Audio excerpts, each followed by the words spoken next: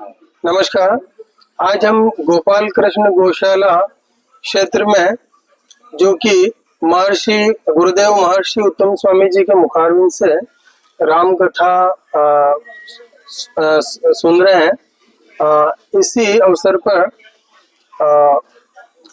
Ayurveda neurotherapy एवं Nilambar therapy centre द्वारा पुष्पक कर्मवीर सेवा संगठन के सौजन्य से जो चिकित्सा शिविर लगा है, इसमें कुछ महानुभावों को जो आराम मिला है, हम उनके मुख से सुनेंगे उनको क्या आराम मिला है। नमस्ते भाभी। नमस्ते। आपका भी रास्ता है कोचवा। क्या शुभ नाम? हीरालाल डॉक्टर। आपको क्या तकलीफ थी? घुटनों में दर्द था। तो जो ये Ayurveda neurotherapy doctor Manoj Kumar Sharma technique द्वारा जो हुई या जो चल रही है, इसमें आपको क्या आराम मिला? थोड़ा राइट के लिए इसमें आराम है आपको? चलने फिरने वगैरह में? आराम। ठीक है। बैठने उठने में। अच्छा, आपका क्या शुभ नाम है? प्रभुलाल। प्रभुलाल जी। तो कहाँ से आए हम? आपको क्या तकलीफ थी? हाथ दर्द कर रहा है। अब थोड़ा आराम है? ठीक है। आपका शुभ नाम? बोलीराम धाकड़। यहाँ गोपाल कृष्ण गौशाला में कथा सुनने आता हूँ प्रतिदिन जी। पास में ही गांव है लोड़खंडा जी। आपका ये यहाँ थेरेपी का देखा, मेरे को भी मेरे दर्द है, कंधे और गर्दन में जकड़न थी जी। 2 दिन से आपसे इलाज करवा रहा हूँ, बहुत कुछ राहत महसूस हुई है। आज भी इलाज किया, बहुत अच्छा लगा जी। आपका बहुत बहुत आभार मानते हैं कि आप हमारे को बहुत अच्छी सेवाएं दे रहे हैं। क्षेत्र में ऐसी सेवाएं देने वाले आप मेरे को पहले व्यक्ति मिले हैं, बहुत बढ़िया लगा आपका। बहुत बहुत धन्यवाद। जय गुरुदेव। जय गुरुदेव। एक सेकंड रुको। गुरु पूरा नाम क्या आपका? महंत लालनाथ जी होगी। लालनाथ जी। अब आपके सामने गुरुदेव महंत लालनाथ जी योगी जी इस आयोजन के बारे में 2 शब्द बोलेंगे। आप ये मेवाड़ मालवा का संगम स्थल पर हम लोग खड़े हैं, जहाँ पर 1 किलोमीटर यहाँ से सूरज कुंड है, सुखानंद तीर्थ का। और सुखदेव मुनि ने यहाँ पर भागवत की रचना की और सुखताल में जाके सुनाई थी। ये वो तपोभूमि है। और जहाँ सुखदेव मुनि गंगा स्नान करने जाते थे, तो गंगा जी ने उनकी भक्ति से प्रसन्न होकर कहा कि आपको यहाँ आने की जरूरत नहीं, मैं वहीं आया। तो आप कैसे आओगे, मुझे क्या पता लगेगा? तो आपका कमंडल यहाँ छोड़ दो। कमंडल गंगा जी में छोड़ के आए थे सुखदेव मुनि, और गंगा गुफा में उनका कमंडल तैरता हुआ मिला। तभी से इस स्थान को एक तीर्थ के रूप में मान्यता प्राप्त हुई, सदियों से, युगों से। उसी तपोभूमि में ये अनोपरा ठाकुर साहब के प्रयासों से हमारे स्वर्गीय अमर सिंह जी ठाकुर साहब हमारे बीच में नहीं है, आपके सुपुत्र है हमारे बीच में, और उसी रास्ते पे चल रहे हैं। उनके संरक्षण में इस गौशाला का स्थापना हुई। अच्छे लोग, जितने धर्म को मानने वाले लोग थे, उनके साथ जुड़े।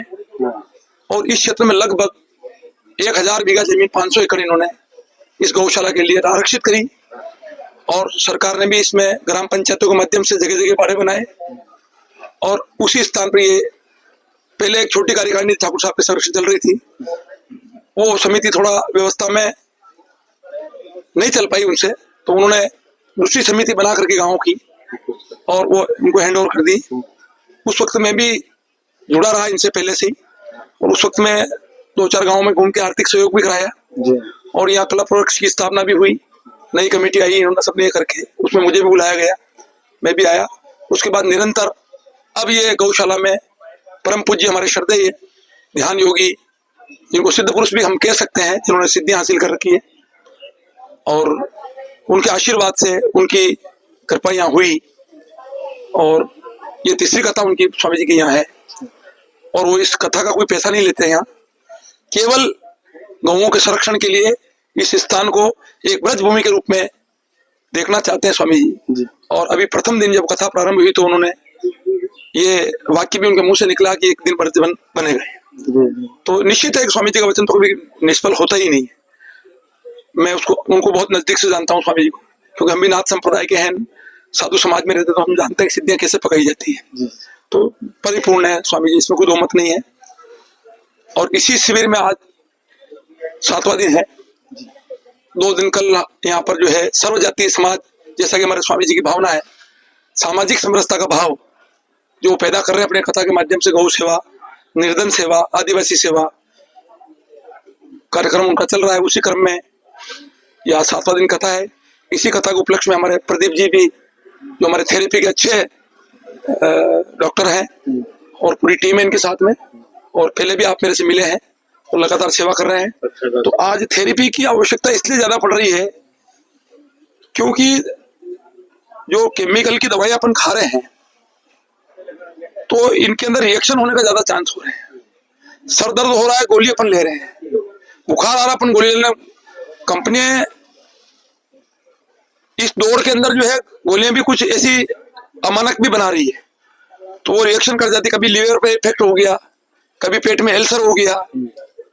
तो इन सब चीजों से बचने के लिए हम यह चाहते हैं या तो हमेशा योग करें, और योग कोई बुजुर्ग आदमी नहीं कर पा रहा है या उनको समय नहीं है तो कम से कम थेरेपी जरूर करवाएं।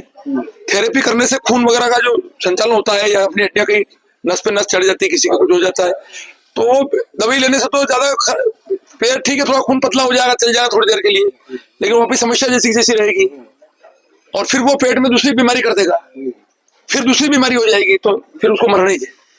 तो इसलिए मरने के लिए मैं नाथ संप्रदाय का हूं। हमारे गुरु गोरक्षनाथ जी महाराज ने समाज को योग दिया कि ऋषि मुनि ने भागवत की रचना की, किसी ने गीता की रचना की, वेदों की, लेकिन नाथ संप्रदाय के भगवान शंकर के अवतारी गोरक्षनाथ जी ने योग की रचना की। योग के माध्यम से उन्होंने सभी को स्वस्थ रहने का मंत्र दिया। और अब ये थेरेपी भी हम जानते हैं कि भाई खुद नहीं करो लेकिन दूसरा करेगा, लेकिन वो भी एक योग ही है। अगर आपको योग करना नहीं आ रहा तो एक थेरेपी एक योग ही है, वो उसी का अंग है। तो इस मार्ग को आज विश्व पूरा 170 देश, संयुक्त राष्ट्र में इसको मान्यता मिल गई। 21 जून को अभी योग दिवस मनाया जाएगा पूरे विश्व में, संयुक्त राष्ट्र में इसको मान्यता। पहले वैज्ञानिक लोग विरोध करते थे कि नहीं, ये तो गलत है, ये नहीं, दवाई खाओ नहीं, लेकिन अब वो खुद ही कहते हैं कि जाओ पहले या तो थेरेपी कराओ या प्राकृतिक चिकित्सा कराओ, या आप उससे ठीक हो जाओगा, दवाई नहीं खाना है ज्यादा से ज्यादा। तो इसलिए भाई प्रदीप जी को भी यहाँ पर निःशुल्क आपने इस पंडाल के अंदर, मैं 3 दिन 4 दिन से देख रहा हूँ कि आपका बराबर लोग लाभ भी ले रहे हैं। और हमारे ये जो खड़े हैं हमारे सज्जन हीरालाल जी, और इनको बिल्कुल उनको आराम पड़ा है, इनको भी ठीक है ना। तो गुरुदेव आ रहे हैं, गुरुदेव के साथ जो टीम है उनमें भी बहुत जो आराम मिला है। हाँ, और आप जो बांसुरी वादन जो हमारे स्वामी जी की टीम में बांसवाड़ा सी है, तो आपको भी 2 दिन से आप भी ले रहे हैं। साल भर की बीमारी ठीक हो तो बहुत खुशी की बात है कि देखो आज इस जगह में जो हम लोग एक गौ माता के लिए कथा का आयोजन कर रहे हैं, और उसके गौ माता की सेवा के साथ साथ उस प्रकल्प के साथ साथ में एक कल्प और जुड़ गया। हमारे प्रदीप जी भाई साहब ने यहाँ करके जो सेवा दी, और अगर आपको ये तो मिला, हमारी ये मेहनत जो 1 महीने से हम घूम रहे हैं ये सफल हो गई कि मेरा मन गदगद हो रहा है कि कम के किसी को रिलीफ मिल रही है, कहीं गौ माता का काम की तरह से हो रहा है, कहीं निर्धन बच्चों की शादी हो रही है। तो इसके लिए भी बहुत बहुत धन्यवाद प्रदीप जी। इन्हीं शब्दों के साथ मेरी शुभकामना, हमारी सिद्धपीठ को आशीर्वाद कि आप हमेशा हम काम में सफल रहें और ऐसी सेवा करते रहें। धन्यवाद।